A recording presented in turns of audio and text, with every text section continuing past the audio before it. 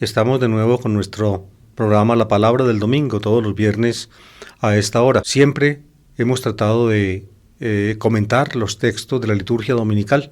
Estamos en el tiempo ordinario, la segunda sección del tiempo ordinario que se extiende de Pentecostés hasta el Adviento. Hemos llegado al 24º domingo del tiempo ordinario. Los domingos o semanas del tiempo ordinario son 34. Por tanto, estamos a 10 semanas de la terminación del año litúrgico. Comenzaremos un nuevo año a fines de noviembre o comienzos de diciembre con el tiempo del Adviento. Los domingos del tiempo ordinario traen, como prácticamente todos los domingos, con poquísimas excepciones. Las excepciones son el domingo de Pascua, en la vigilia pascual, y el domingo de Pentecostés, en la vigilia de Pentecostés.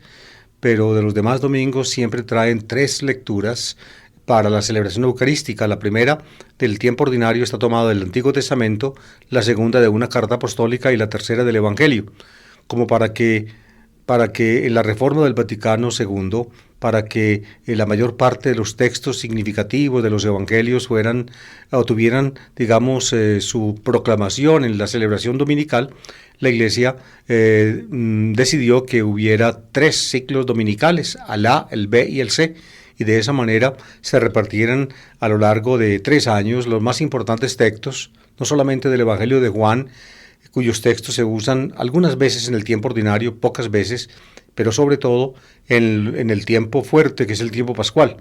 De todas maneras, se utilizan los textos de los evangelios sinópticos, Mateo, Marcos y Lucas, repartidos en 3 ciclos dominicales, el ciclo A, el ciclo B y el ciclo C.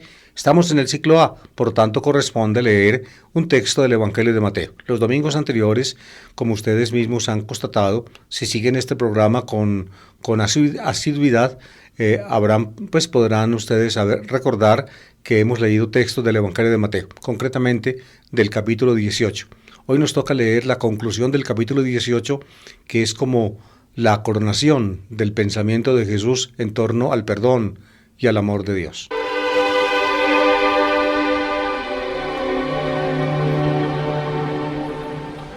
La primera lectura está tomada del libro del Eclesiástico, en el capítulo 27, versículos 33 al capítulo 28, versículo 9. Es un texto que toca el tema del perdón de las ofensas, del perdón de los pecados de los demás, y que promueve, por tanto, la paz entre los seres humanos. Dice así el texto del libro del Eclesiástico: el furor y la cólera son odiosos, el pecador los posee. Del vengativo se vengará el Señor, y llevará estrecha cuenta de sus culpas. Perdona la ofensa a tu prójimo, y se te perdonarán los pecados cuando lo pidas. ¿Cómo puede un hombre guardar rencor a otro y pedir la salud al Señor? ¿No tiene compasión de su semejante y pide perdón de sus pecados? Si él que es carne conserva la ira, ¿quién expiará por sus pecados? Piensa en tu fin y cesa en tu enojo. Piensa en la muerte y la corrupción y guarda los mandamientos. Recuerda los mandamientos y no te enojes con tu prójimo. La alianza del Señor, y perdona el error.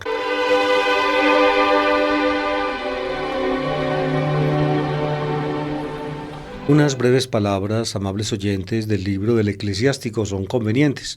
Generalmente yo acostumbro en estos programas darles una idea de la investigación de los libros de la Biblia, para que ustedes, que son, personas que se ponen en contacto con la palabra de Dios, ya sea en las celebraciones litúrgicas o ya sea en su lectura personal, pues también conozcan un poco de la investigación crítica, es decir, de los esfuerzos eruditos que se hacen tanto en el campo católico como en el campo evangélico y a veces en campo neutro para comprender el origen y la disposición de los libros bíblicos.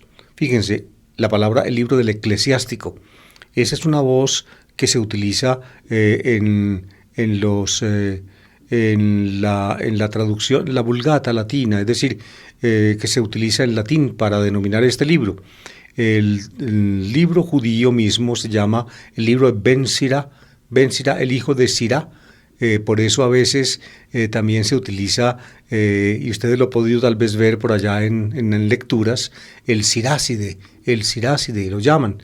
Y a menudo también la sigla, es decir, para la sigla de este libro se usa la palabra eclo, para indicar eclesiástico, o también la sigla Sir, que significa Sirá, es decir, tomando pues el nombre hebreo del libro, Ben Sirá.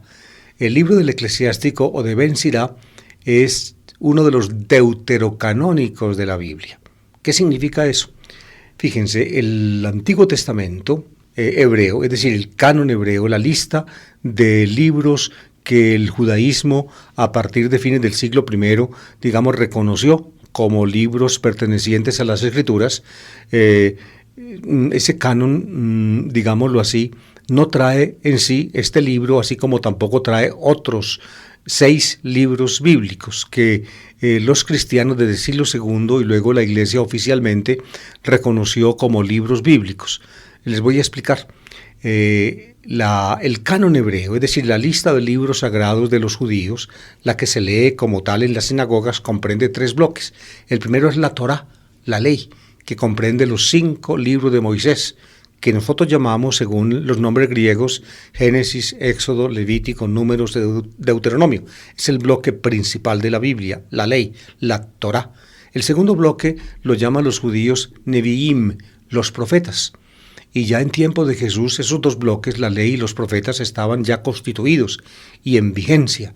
El canon, es decir, la lista de los libros de los profetas, tiene 2 partes. La primera es los profetas que llaman anteriores, y son los libros de Josué, Jueces, Samuel y Reyes. Y luego los profetas, llamemos los posteriores, que son 4 libros, Isaías, Jeremías, Ezequiel, y luego el libro de los 12 profetas, esos 4 libros, Isaías, Jeremías, Ezequiel, y luego el libro de los 12 profetas, constituyen la lista dentro del canon de los profetas. Es el segundo bloque de los libros bíblicos. El tercer bloque lo llaman los judíos Ketuvim, que significa en hebreo escritos, y pertenecen otro buen número de libros. El canon, es decir, la lista de los escritos sagrados del tercer bloque, pues, fue surgiendo con el tiempo y parece que todavía no estaba completada en tiempos de Jesús. Y cuando después de la destrucción de Jerusalén, oficialmente el judaísmo, el resto del judaísmo, pues, que quedó después de esa inmensa catástrofe, quiso como condensar en una lista los libros normativos, entonces ya cerró también el canon de los escritos. Es decir, consideró algunos escritos como pertenecientes al canon y desechó otros libros que también eran apreciados y estimados por el judaísmo. Uno de esos libros que no fue incluido en el canon hebreo de la Biblia después del año 70 por los jefes judíos fue el libro del eclesiástico o Ben Sirá. Y junto a otros 6, los voy a enumerar rápidamente: el libro de Judith, el libro de Tobías, el primero y segundo libro de los Macabeos, el libro de la sabiduría. En este momento me vienen esos a la mente, pero son 7. Entonces, fíjense, como para los judíos no son canónicos, es decir, no pertenecen a la lista de los escritos sagrados que se unen a la Torá, a la ley y a los profetas, entonces no figuran en la Biblia de los judíos. Sin embargo, fíjense, los cristianos del siglo II utilizaban otros libros, y por eso la Iglesia posteriormente los acogió también en su canon, el canon cristiano. Por eso el canon cristiano de la Biblia judía, del Antiguo Testamento, tiene 7 libros más que el canon judío, que el canon hebreo. Uno de esos 7 libros es pues el eclesiástico. El libro fue compuesto originalmente en hebreo, eso lo sabemos perfectamente, pero durante muchos siglos, amables oyentes, como los judíos no lo habían incluido en el canon bíblico, entonces la tradición judía, la tradición sinagogal judía que conservó la Biblia y otros escritos, no conservó, al menos no estuvo, digamos, a la mano el texto hebreo del libro de Ben Sirá. Durante muchos siglos no estuvo a la mano y solamente se conservaba en ambientes cristianos la traducción griega del libro de Ben Sirá, la traducción griega que habían hecho los traductores de la Biblia del hebreo al griego, y por eso las iglesias cristianas que recogieron de las sinagogas judías los libros del Antiguo Testamento también recogieron la versión griega del libro del eclesiástico. Pero oigan ustedes, a principios del siglo pasado, Sí, creo que se fue en esa época, en unos trabajos que estaban haciendo los judíos mismos en la sinagoga del Cairo, un antiguo edificio. Destaparon por allá una habitación que había sido tapiada desde siglos atrás y encontraron en esa habitación la Genizá, que llaman ellos, es decir, el lugar donde guardaban los libros a los cuales no todo el mundo tenía acceso. Pues bien, allí en la Genizá de la sinagoga del Cairo encontraron la versión hebrea del libro del Eclesiástico. De modo que ya poseemos, fíjense, no solamente la versión griega del libro del Eclesiástico de la Biblia, sino también la versión hebrea, encontrada pues en Qumrán, y además, en el Cairo, en la sinagoga. Y también les digo, en los descubrimientos de Qumrán, hechos también en el siglo pasado, en la década de los años 40, en alguna cueva de las revisadas, se encontraron fragmentos en hebreo del libro del Eclesiástico. Por eso ya pues es accesible no solamente la traducción griega de este libro hecha en Egipto, sino también el original o una copia del original hebreo de este libro. El libro mismo fue compuesto a comienzos del segundo siglo antes de Cristo, antes de la revuelta de los macabeos en contra de los seleucidas, es decir, de los reyes de Siria que querían imponer la cultura helenística a los judíos, sobre todo en Jerusalén. Finalmente intentaron hacerlo, aún más profanaron el templo, pero finalmente no les resultó el intento. Antes de ese intento pues helenizante, que terminó con la revuelta macabea y con una reconquista judía de los lugares sagrados y del templo, antes escribió pues Ben Sirá, este libro, que es un compendio, digamos, muy hermoso de la sabiduría bíblica, de la sabiduría de Israel.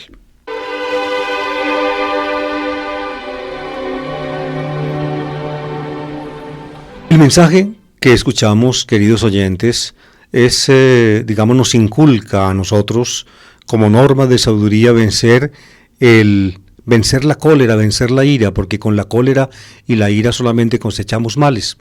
Y también perdonar de corazón al prójimo, dice el texto. Fíjense que una idea y otra, vencer la ira, no dejarnos dominar por la cólera, y también el perdón al prójimo, la compasión con el otro, son ideas de Jesús. Jesús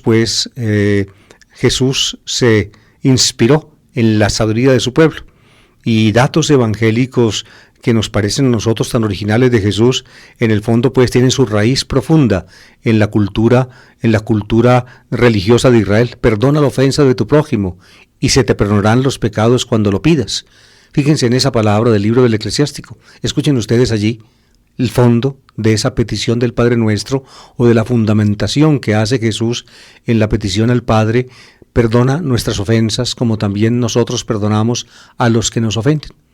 Jesús la motiva con esta frase, ustedes la conocen: pues si no perdonamos a los que nos ofenden, tampoco Dios nos perdonará nuestras ofensas. Ustedes ven pues que esa gran idea de Jesús en el fondo no es original de él, sino que Jesús se inspira en la profunda sabiduría de su pueblo.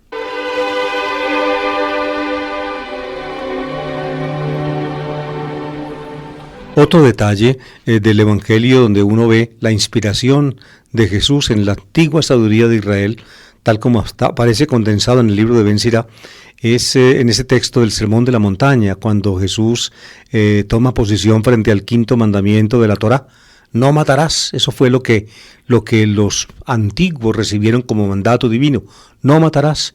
Pero Jesús dice que hay que ir más allá del no matar, que hay que ir hasta aplacar profundamente el corazón de uno, a vencer, diría yo, la rabia, la ira, los insultos al prójimo.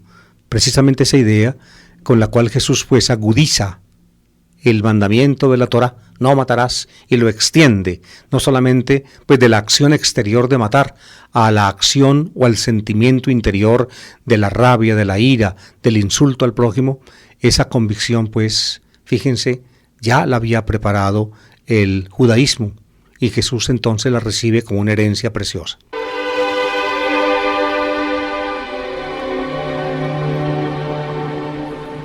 La segunda lectura de este domingo, queridos oyentes, está tomada de la carta a los Romanos, capítulo 14, versículos 7 a 9. Es un pasaje, diría yo, muy importante de Pablo, En él aparece condensado el pensamiento de Pablo sobre el más allá de la vida. Voy a leerlo y luego les hago un comentario de cómo fue desarrollando Pablo en su pensamiento desde las primeras cartas hasta precisamente esta carta a los Romanos, que es la última de él que se conservó, cómo fue desarrollando esa idea. Dice así el texto: hermanos, ninguno de nosotros vive para sí mismo y ninguno muere para sí mismo. Si vivimos, vivimos para el Señor. Si morimos, morimos para el Señor. En la vida y en la muerte somos del Señor. Para eso murió y resucitó Cristo, para ser Señor de vivos y muertos.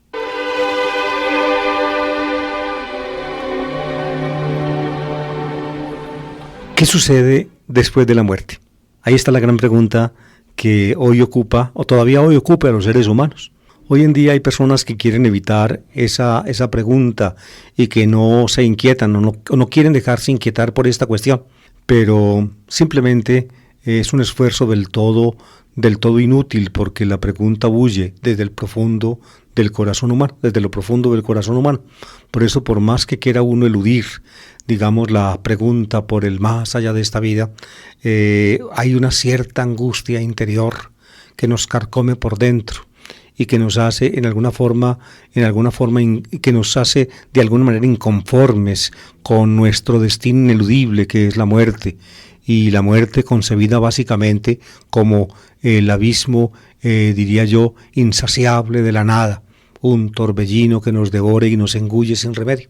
Ese es un hecho que está marcado, pienso yo, en la biología, en los seres vivos, todos, mientras más avancen en el campo de una cierta conciencia, tanto más se angustian ante la amenaza de la muerte. Eso sucede en el reino animal y uno lo ve todos los días. Cuando por ejemplo se persigue en el solar de la casa una gallina, tal vez las gallinas hayan comprendido que las que son retiradas así, de esa manera del solar, nunca vuelven a aparecer en él. Uno no sabe hasta qué punto los animales se entienden o no entienden, pero el hecho de que despavoridas huyan ante del que intente cogerlas es diciente. La naturaleza les da a ellas, digamos, el dato inconsciente de que no deben dejarse agarrar, porque si se dejan agarrar serán presa de los depredadores. Así es. Eso, el ejemplo que les he puesto, es diciente. Y a propósito, como para quitarle un poco de seriedad a este cuento, está como para este programa les voy a contar un cuento que de repente me llegó a la memoria. Una vez llegó pues el gallo a la casa a visitar a los pollitos y los encontró solitos, y les pregunta el gallo: mijos, ¿dónde está su mamá? Ah, no sabemos, papá se fue para un sancocho y no ha venido.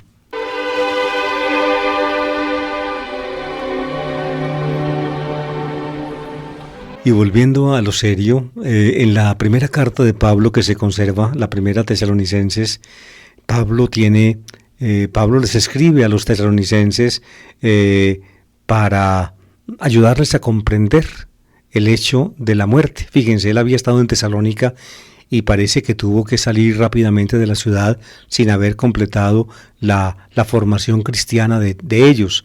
Les había dicho que el Señor venía, la segunda venida, la parusía del Señor, que la esperaran, que vendría pronto, le decía Pablo, precisamente compartiendo la convicción que ya el Jesús terreno había expresado con relación al Hijo del Hombre y que prácticamente los cristianos desde el comienzo habían formulado. Por ejemplo, en la oración que se conserva en arameo, Maránata, Señor nuestro, ven. Pablo pues decía eso, el Señor va a venir.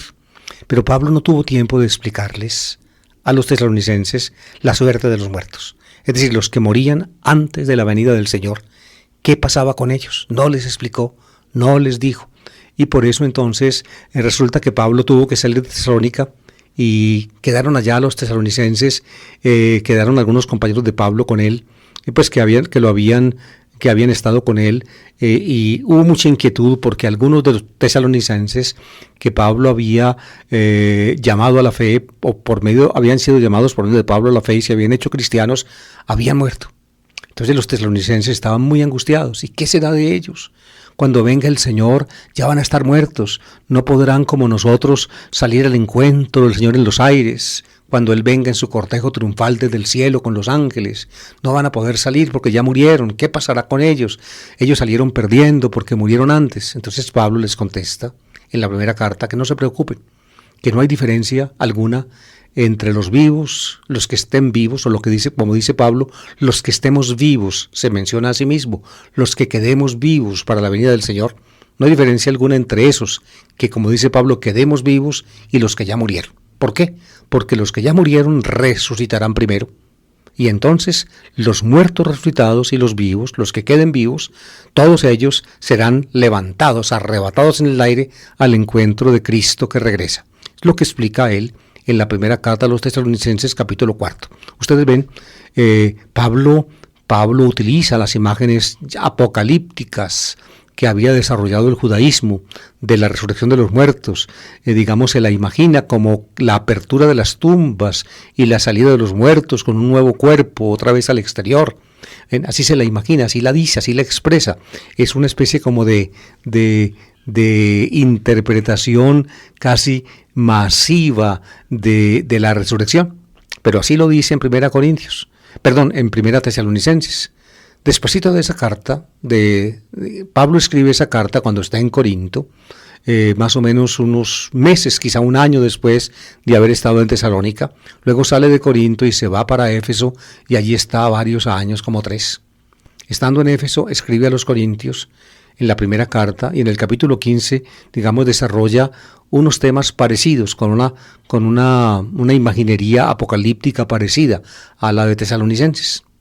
Bueno, así escribe el capítulo 15 de la carta primero a los Corintios. Ustedes la pueden leer. Sin embargo, en esa carta ya Pablo hace un esfuerzo hermenéutico de interpretación muy grande para tratar, diría yo, de presentar el contenido de esas imágenes en una forma, más sobria, para que los corintios la puedan digerir y la puedan manejar. Los corintios, en Corinto había personas de cultura griega a las cuales se les hacía muy, muy difícil pensar que la materia, es decir, el cuerpo nuestro tal como es ahora, pudiera, participar, como cuerpo material como es de la gloria de Dios. Entonces Pablo se esfuerza por mostrar que el cuerpo de los resucitados no es un cuerpo material como el nuestro, sino que se produce un cambio, una transformación, metamorfosis, dice Pablo, en un cuerpo espiritual. Eso lo explica él en la primera carta a los Corintios, capítulo 15.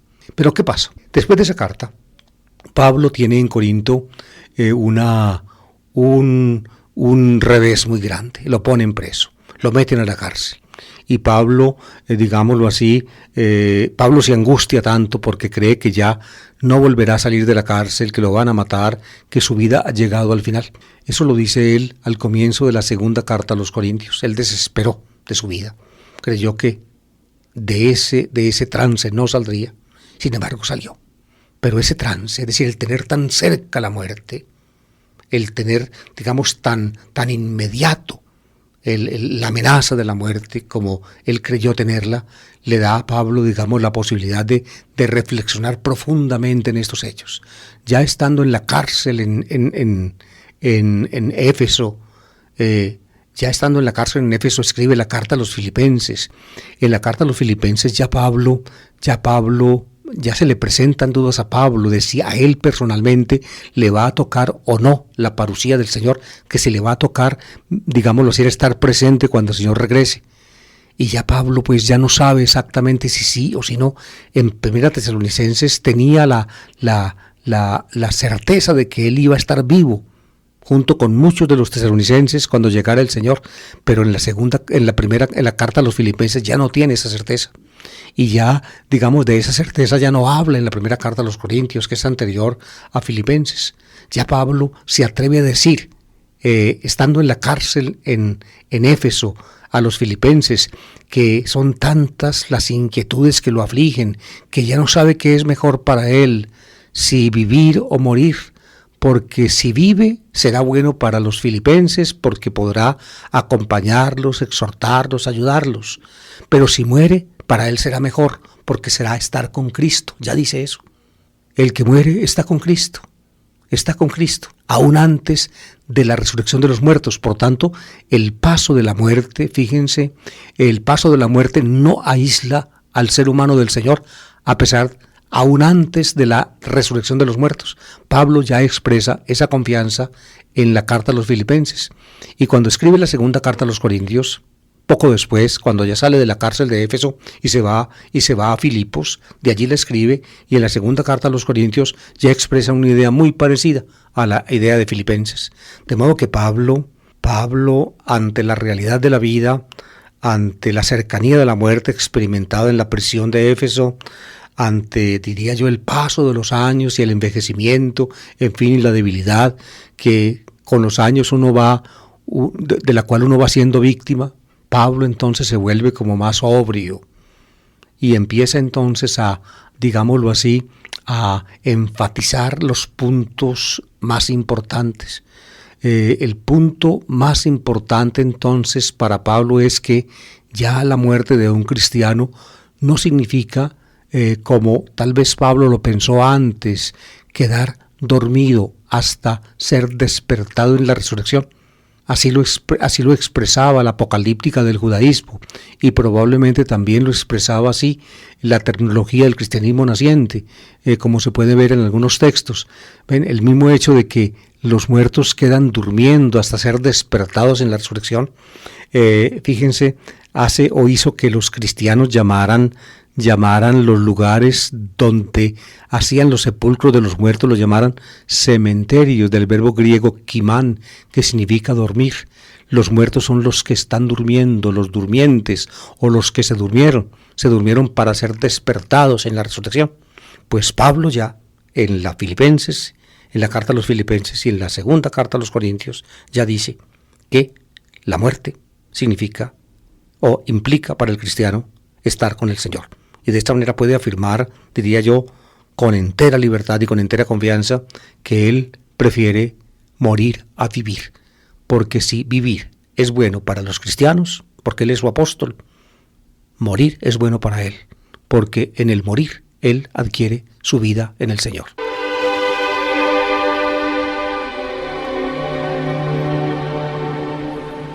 Según esto que les acabo de explicar, amables oyentes, ustedes van a entender perfectamente el texto de la carta a los Romanos, capítulo 14, versículos 7 a 9. Es la última carta escrita directamente o dictada directamente por Pablo, esas dictadas o llamadas pues cartas reconocidas o protopaulinas o homologúmena, dicen algunos autores, reconocidas como paulinas prácticamente por todos los críticos.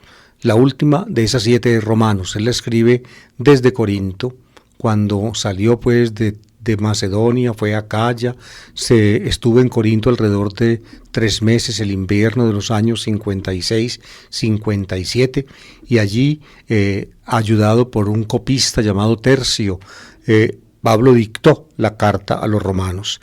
La mandó pues a Roma, preparando su viaje a esa ciudad, y parece que también una copia de la carta a los romanos llegó a la iglesia de Éfeso, donde Pablo había estado tanto tiempo. Por eso, al final de la carta a los romanos, en el capítulo 16, amables oyentes, hay un capítulo entero, digamos, de saludos. Pablo escribe saludos. Difícilmente esos saludos son para los romanos. Pablo no había estado en Roma nunca y no conocía o no debía conocer tanta gente como la que menciona él en el capítulo 16. Entonces esa gente del capítulo 16 que Pablo saluda no son presumiblemente gente de Roma, sino gente de Éfeso.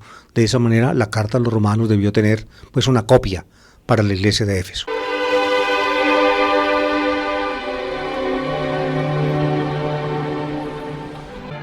Como personas de fe, pues, como cristianos, ¿qué es lo decisivo y fundamental? Pablo dice, lo decisivo y fundamental es la persona misma, no es si la persona misma está viva o está muerta. Oigan esto, ustedes se pueden extrañar de que yo diga eso, pero así es.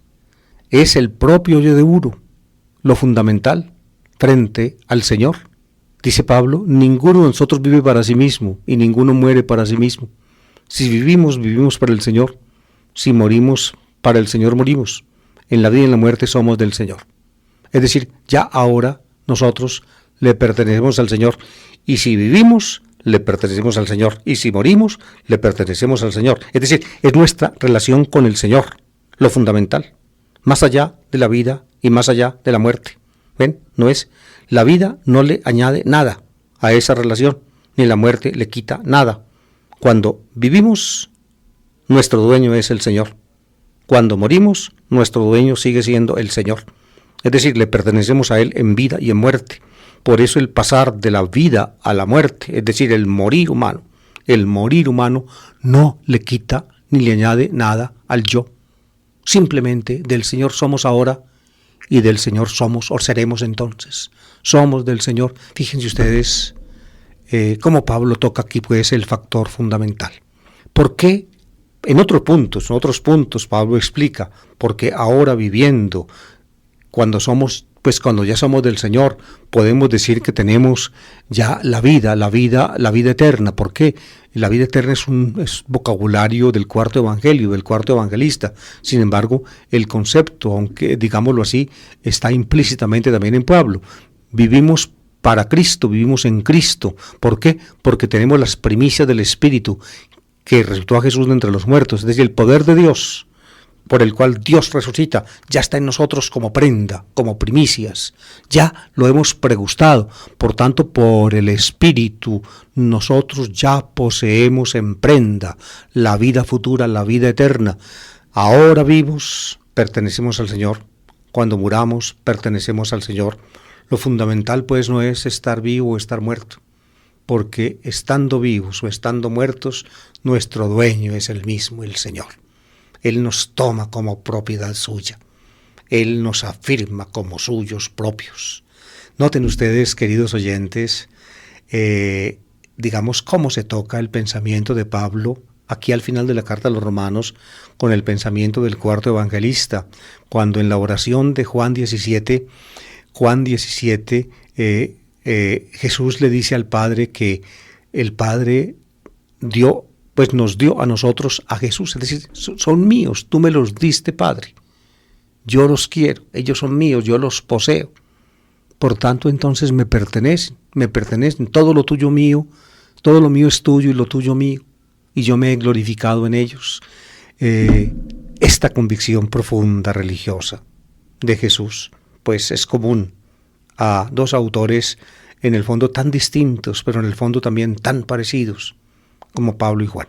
Los dos tienen pues la profunda convicción de que en Jesucristo Dios pues ha puesto un hito en la vida de todos y cada uno de nosotros, un hito que finalmente nos marca para siempre.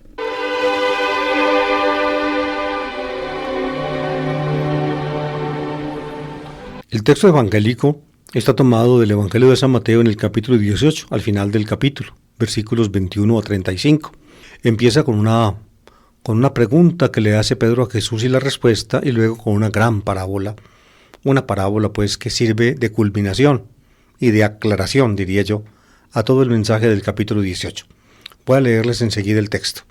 En aquel tiempo, acercándose Pedro a Jesús, le preguntó: si mi hermano me ofende, ¿cuántas veces le tengo que perdonar? ¿Hasta 7 veces? Jesús le contestó: no te digo hasta 7 veces, sino hasta 70 veces 7. Y les propuso esta parábola. Se parece el reino de los cielos a un rey que quiso ajustar las cuentas con sus empleados. Al empezar a ajustarlas, le presentaron uno que debía 10,000 talentos.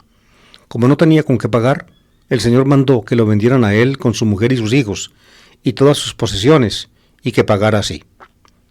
El empleado, arrojándose a sus pies, le suplicaba diciendo: ten paciencia conmigo y te lo pagaré todo. El Señor tuvo lástima de aquel empleado y lo dejó marchar, perdonándole toda la deuda. Pero al salir el empleado aquel encontró a uno de sus compañeros que le debía 100 denarios, y agarrándolo lo estrangulaba diciendo: págame lo que me debes. El compañero, arrojándose a sus pies, le rogaba diciendo: ten paciencia conmigo y te lo pagaré. Pero él se negó y fue y lo hizo meter en la cárcel hasta que pagara lo que debía. Sus compañeros, al ver lo ocurrido, quedaron consternados y fueron a contarle a su señor todo lo sucedido. Entonces el Señor lo llamó y le dijo: siervo malvado, Toda aquella deuda te la perdoné porque me lo pediste. ¿No debiste tú también tener compasión de tu compañero, como yo tuve compasión de ti? Y el Señor, indignado, lo entregó a los verdugos hasta que pagara toda la deuda. Lo mismo hará con vosotros mi Padre del cielo, si cada cual no perdona de corazón a su hermano.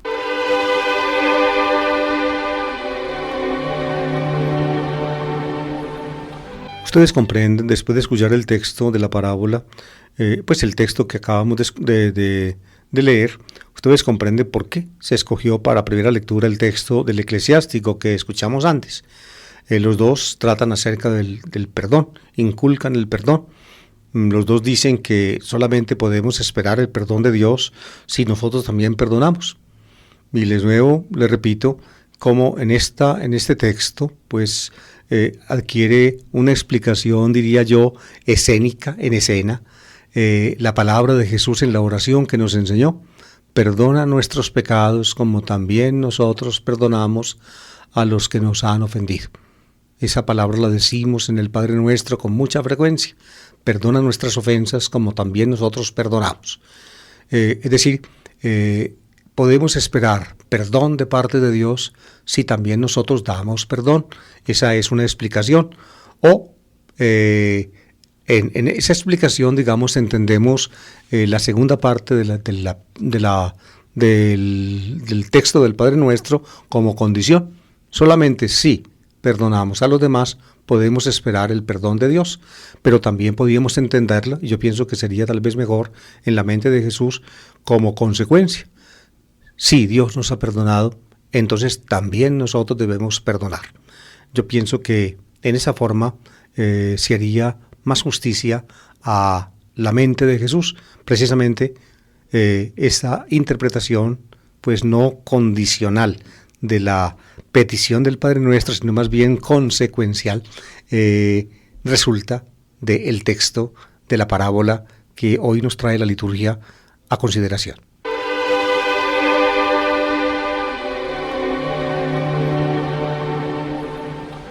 Recuerden, amables oyentes, que este pedacito que escuchamos pertenece al capítulo 18, es la culminación del llamado discurso de Jesús a la comunidad, capítulo 18. Todo comienza, recuerden ustedes, con una pregunta de los discípulos: ¿quién es el más grande en el reino de los cielos? Jesús contesta la pregunta y explica qué es la grandeza. Explica, digamos, cómo debemos nosotros actuar, con qué criterio debemos actuar nosotros en comunidad como cristianos, es decir, los unos con los otros. ¿Quién es el más grande? Jesús pone el ejemplo del niño. El más grande es el más pequeño, dice él. El niño es un ejemplo. En el fondo, detrás del niño, que es el ser humano más pequeño, y por eso Jesús lo escoge como ejemplo, detrás del niño se esconde, por tanto, el pobre y aún, como les expliqué, el pecador. El pecador. Dentro del grupo cristiano, dentro de la comunidad cristiana, hay unos que son fieles y hay otros que se alejan, hay otros que se extravían. En ese sentido, explica el evangelista Mateo la parábola, la preciosa parábola, llamémosla del buen pastor o de la oveja perdida, que aparece en el capítulo 18, después de la respuesta de Jesús acerca de los niños, o de la comparación con los niños y con los ángeles de los niños. En fin, la parábola es muy, muy significativa.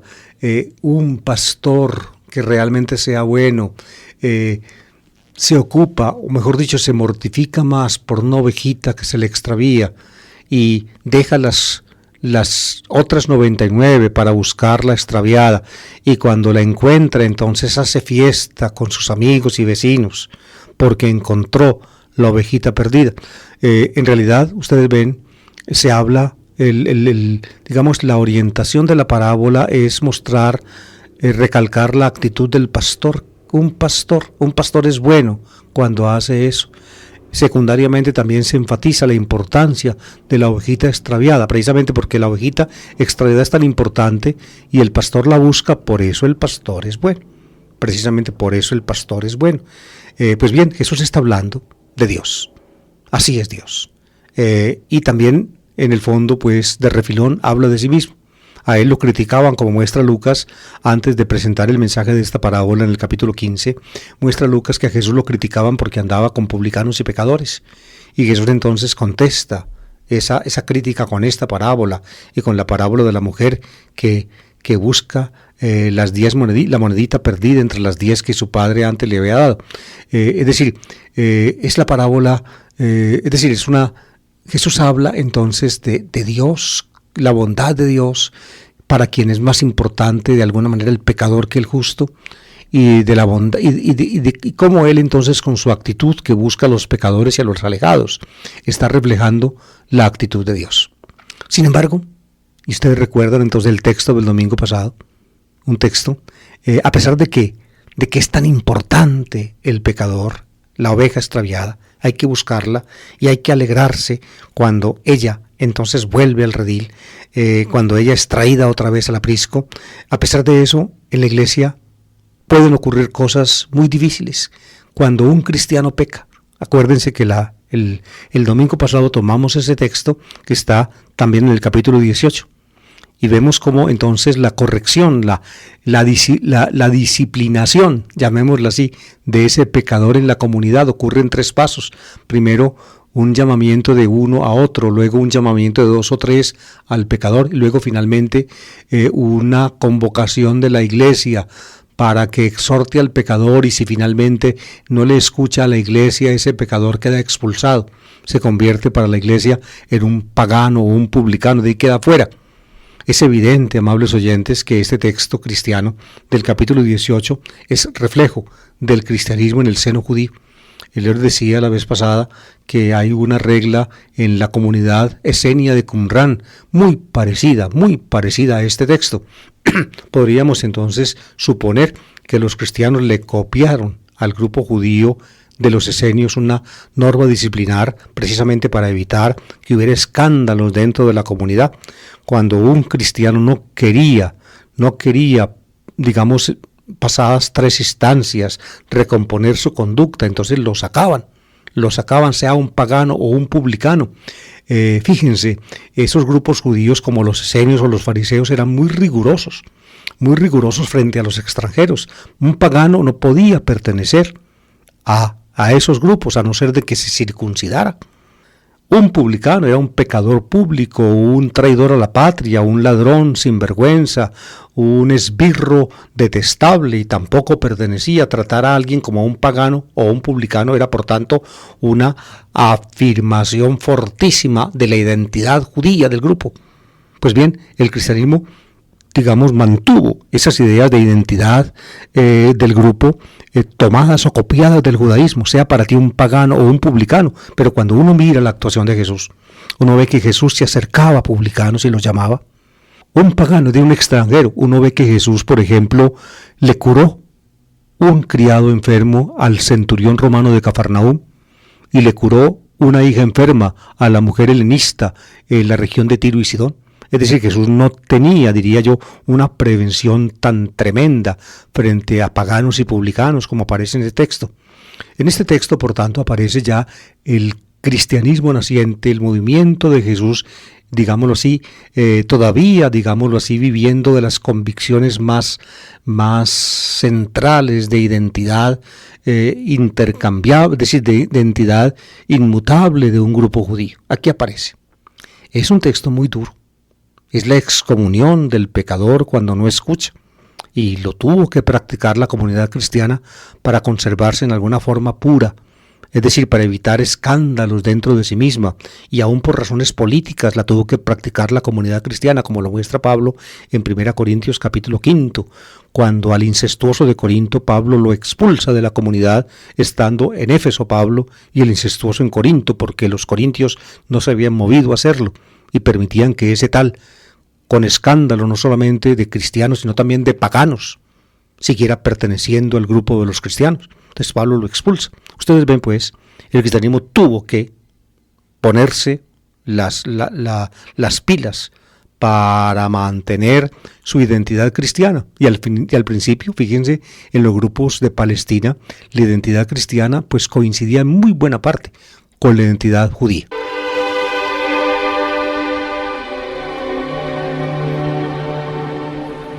Fíjense, este texto está en la mitad del capítulo 18.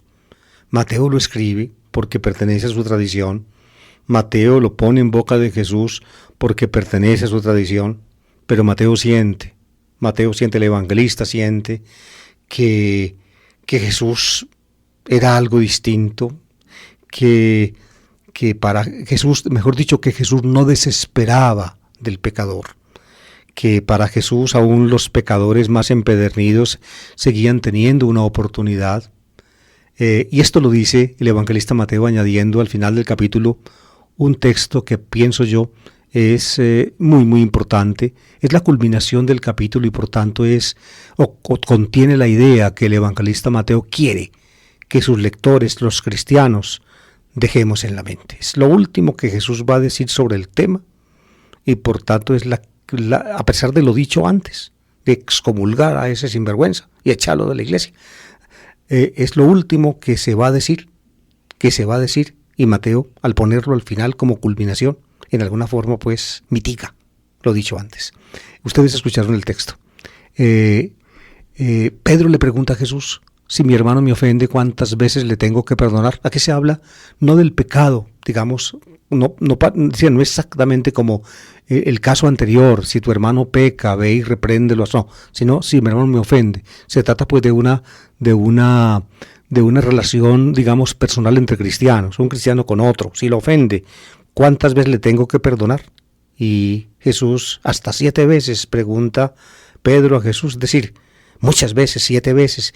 Y Jesús entonces, es decir, ese 7 veces, queridos oyentes, ya prácticamente supone un perdón indefinido. Pedro lo está tomando, es decir, Pedro como uno de los discípulos ya sabe, ya presiente lo que Jesús le va a contestar. Y por eso dice hasta 7 veces. Pero Jesús se basa más allá de lo que Pedro dice. Y dice no solamente hasta 7, sino hasta 70 veces 7. Es decir, si tú estás pensando en que es necesario perdonar indefinidamente, pues yo te lo refuerzo, te lo recalco. No hasta 7, sino hasta 70 veces 7. Es decir, nunca debemos cansarnos de perdonar. Esa debe ser la actitud de un cristiano con otro. Pues bien, y aquí viene lo importante. Les dijo esta parábola. Es decir, Jesús les habla ya entonces en la parábola de la actitud de Dios ante los pecadores, ante los deudores. Deudas y pecados significan en arameo lo mismo. En el fondo, los pecados contra Dios son deudas que tenemos con Él.